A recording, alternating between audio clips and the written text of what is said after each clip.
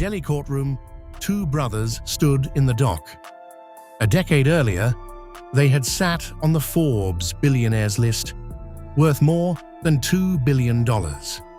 They had inherited India's largest drug maker. They owned its biggest private hospital chain. And they answered, above all, to one man, their guru. Then the money began to vanish. The empire cracked, and the two brothers, raised as one, turned on each other. The men who once had everything ended up behind the same walls, in Tihar Jail. This is the story of the Singh brothers, how a fortune 3 generations in the making was unmade in barely 10 years. It began with a refugee. After partition, a contractor from Rawalpindi named Bhai Mohan Singh came to Delhi, and in 1952 bought a small drug firm called Ranbaxy. His son, Malvinder Singh, American-educated, brilliant, devout, turned it into something extraordinary. India's first global pharmaceutical giant, selling cheap medicine to the world. Then, in 1999, Malvinder died of cancer. He was 56. He left his two young sons a controlling stake in Ranbaxy and the weight of a dynasty. Malvinder and Shivinder Singh, the Doon School, St. Stephen's, a Duke MBA, Sikh business royalty, raised from birth to inherit an empire. There was one more inheritance, a spiritual one. The family were lifelong followers of Radha Swami Satsang Bas, a sect on the river Beas with millions of devotees. Its head, Gurinder Singh Dhillon, was not only their spiritual master, he was family, a relative on their mother's side who became a father figure after Malvinder was gone. The brothers were inseparable. Malvinder ran the business, Shivinder built the hospitals. Together, they looked unstoppable. By the mid-2000s, they were among the richest men in India, a combined fortune approaching $2.5 billion. Then, in June 2008, came the deal that stunned corporate India. They sold their crown jewel, Ranbaxy, the family's whole reason for being, to Japan's Daiichi Sankyo. The total deal, about $4.6 billion. The brothers' own stake alone fetched around 9,500 crore rupees, roughly $2 billion in cash. It was one of the greatest windfalls in Indian business history. The Japanese believed they were buying a clean, world-class company. They were wrong, because years earlier, deep inside Ranbaxy, something had been buried.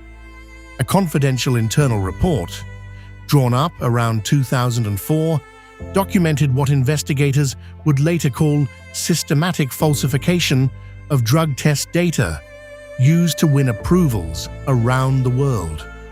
A former executive, Dinesh Thakur, had quietly carried the evidence to the American authorities, becoming one of the most important whistleblowers in pharmaceutical history. In September 2008, months after the sale closed, the US FDA banned more than 30 Ranbaxy drugs, citing manufacturing and data violations. And in 2013, the company the brothers had sold pleaded guilty in the United States to 7 federal counts and paid $500 million, the largest penalty ever against a generic drug maker. By then, Ranbaxy belonged to Daiichi, and the Japanese were certain they had been sold a company whose biggest liability was hidden from them. So Daiichi went to arbitration, and in April 2016, an international tribunal seated in Singapore delivered its finding. The tribunal held that Malvinder and Shivinder Singh had concealed the internal report and the American investigations when they sold, a fraud, it ruled, played on the buyer. It ordered the brothers to pay Daiichi around 3,500 crore rupees. The brothers disputed it, insisting Daiichi had done its own due diligence, but India's courts and Singapore's upheld the award against them. It was a civil finding, not a criminal conviction. But in black and white, a court had held that the Golden Boys had deceived the men who trusted them. There was just one problem. When Daiichi came to collect, the money was gone. The fortune from Ranbaxy had been poured into the empire. Fortis, the hospitals, Religare, the finance arm. And then investigators allege it began to drain away. The market regulator, SEBI, found that around 400 crore rupees had been diverted out of Fortis, routed through the promoter's own holding company. At Religare's lending arm, the authorities allege another 2,397 crore was pushed out as unsecured loans to related firms that simply never paid it back. But the most explosive claim of all pointed somewhere no one expected: back to the guru. In police complaints, it was alleged that more than 1,000 crore rupees had been routed from Religare's books toward companies linked to Gurinder Dhillon and his family. Malvinder Singh himself alleged that his brother had funneled the money to the guru, to be rewarded, he claimed, with the sect's spiritual throne. The guru denied all of it. He said nothing was owed, that the families were simply close, and no promise had ever been made. He has never been charged with a crime. By 2018, the bond that had built the empire shattered in public. Shivinder wrote to his brother, "We tried to make music together, but it only came out as noise." He hauled Malvinder before a tribunal, alleging mismanagement. Then withdrew it, he said, because their ailing mother had begged them to make peace. Peace did not come. In December 2018, the brothers came to blows at their Delhi office. Malvinder released a video of his bruises, accusing Shivinder of assault. Shivinder called it fabricated and said Malvinder had struck him. Two brothers, raised as one, now blaming each other for the ruin of everything their family had built. Then the state came for them both.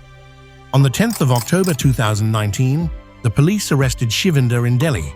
The next day, they arrested Malvinder near Ludhiana. The allegation: conspiring to siphon around 2,400 crore rupees out of Religare's lending arm. The men who had owned India's largest hospital chain were sent to Tihar Jail. They would spend roughly 3.5 years in custody as the cases piled up. The police, the enforcement directorate, the fraud investigators. In 2022, the Supreme Court convicted both brothers, not of fraud, but of contempt, for defying its orders to protect their assets. 6 months each. They were granted bail in 2023. Charges in the Religare case were only framed in 2025. The trial, even now, just beginning. To this day, no court has convicted them of the fraud, and the brothers deny it. So what did $2 billion buy? It bought a Japanese giant a poisoned prize, a record American fine, a court's finding of fraud, an empire's collapse, and 2 brothers behind the same jail walls. A dynasty 3 generations in the making. A refugees company, a father's masterpiece, undone in barely a decade. And at its center, a question the courts have named, but never answered. How much of the fortune flowed to the guru the family trusted most, and where it truly went? The money bought them everything a fortune can buy. It could not buy back the name their grandfather built, or the brother who once stood beside them. 3 generations to build it, 10 years to lose it all.